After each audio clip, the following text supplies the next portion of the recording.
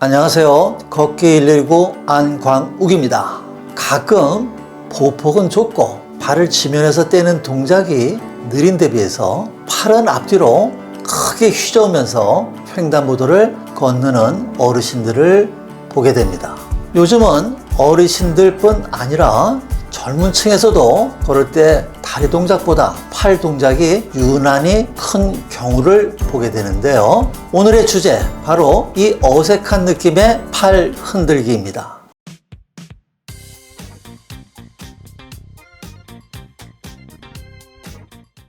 어색한 팔 흔들기는 평상시에 걸을 때보다는 횡단보도를 건널 때나 시간에 쫓기는 출근 시처럼 보행 속도를 높여야 하는 경우에 두드러지게 나타나게 됩니다.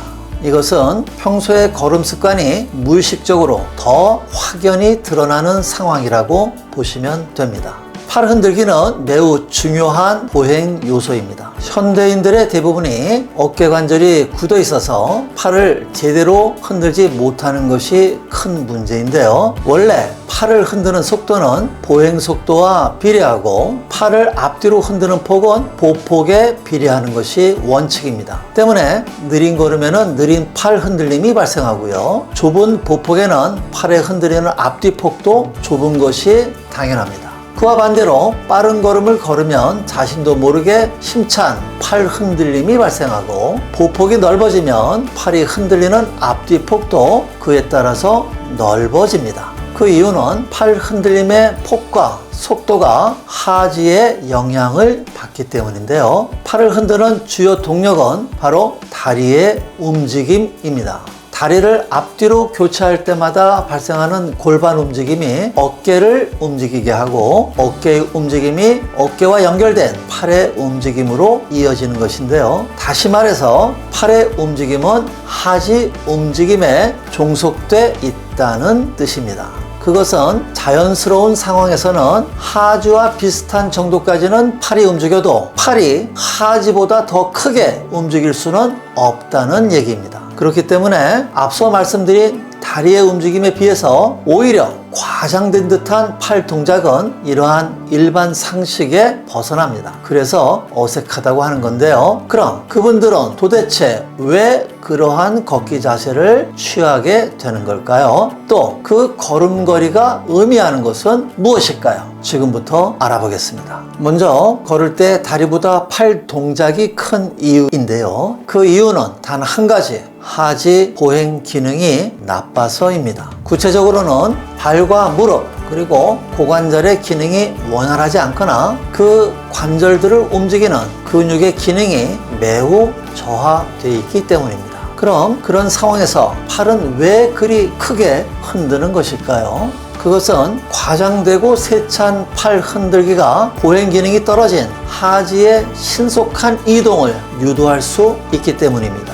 팔의 적극적인 흔들기가 걸음에 유리하게 작용하는 이유가 있는데요. 바로 인체 내에 존재하는 상호 교차 운동 조절 시스템 때문입니다. 보행 기능이 급격히 퇴행하고 있는 현대에 들어서 그 흔적이 점점 희미해져 가고는 있지만, 인체는 원래 본능적으로 보행 시에 팔과 다리가 비례적으로 교차 운동을 하도록 되어 있습니다. 이 운동 조절 시스템은 상호적 운동이 가능하도록 설계되어 있는데요. 예를 들어 다리를 앞뒤로 교차하면 팔이 저절로 앞뒤로 교차하고, 그와 반대로 팔을 앞뒤로 교차하면 그와 비례하게 다리가 앞뒤로 교차하도록 설계됐습니다. 그러니까 오늘의 주제인 어색하고 과장된 팔 흔들기는 바로 몸에 잠재되어 있던 이 비례적 교차 운동을 매우 적극적으로 활용한 걸음이라 보시면 됩니다. 지금까지 팔을 과장되게 흔드는 이유에 대해서 말씀드렸는데요. 그럼 팔 동작이 어색할 정도로 과장되고 다리의 움직임과 부조화를 이루는 이 걸음걸이가 의미하는 것은 무엇일까요? 앞서 표현을 다시 빌려 얘기하면 그것은 바로 팔의 도움 없이는 신호등의 녹색불이 꺼지기 전에 횡단보도를 건너는 것이 불가능할 정도로 다리의 기능이 매우 약해졌다는 것을 의미합니다. 그러나 만약 이렇게 걷는 이유가 발목 염자나 또는 무릎 관절염처럼 특정 질환이나 통증 때문이라면 그 문제가 개선되기만 하면 걸음이 정상으로 돌아오게 되므로 이는 문제될 것이 없습니다. 하지만 특정 질환이나 통증이 없는데도 평소 이러한 보행 동작이 습관적으로 나온다면 그 원인은 근력쇠약과 생리적인 노화입니다. 생리적 노화란 나이에 관계없이 육체가 노화됐다는 뜻이죠. 그렇기 때문에 혹시 여러분의 보행 습관이 여기에 해당한다면 스스로가 이러한 상황을 매우 심각하게 인식하셔야 합니다. 본능적 운동 반응을 사용하지 않으면 안 될 정도로 하지가 무력한 상태에서 전신의 건강을 유지하는 것은 불가능하기 때문입니다.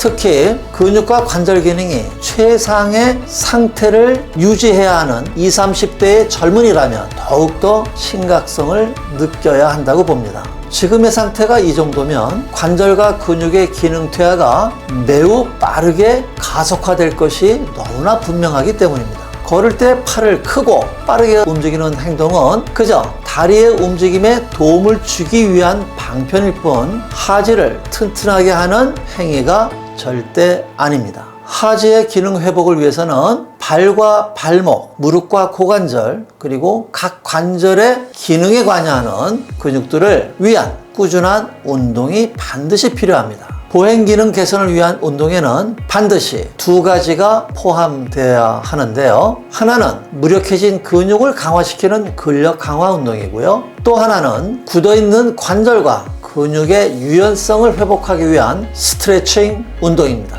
보행은 관절의 유연성과 근력 모두를 필요로 하기 때문에 근력 강화나 스트레칭 중 어느 한 가지 운동만 선택해서는 원하는 보행 능력 향상을 기대하기 어렵습니다. 구체적인 운동 방법들은 개개인의 현재 상태가 모두 다르기 때문에 유튜브에서 하체 근력과 유연성 향상 운동 영상들을 보시고 그 중에서 자신에게 맞는 운동을 선택하시기 바랍니다. 오늘이라도 자신의 걸음걸이를 관찰하셔서 다리의 움직임보다 팔의 움직임이 조금이라도 과하다고 판단되시면 가능한 빨리 하지 강화를 위한 운동을 시작하시기 바랍니다. 보행 자세 관찰은 팔과 다리의 움직임이 잘 보이도록 걷는 자세 측면을 촬영해서 확인하시고요. 오늘의 영상과 비교하시면 걸음을 판단하시는데 큰 도움이 되실 것으로 생각합니다. 걷기는 이동수단이 아닙니다. 걷기는 치유며 여러분의 품격입니다. 감사합니다.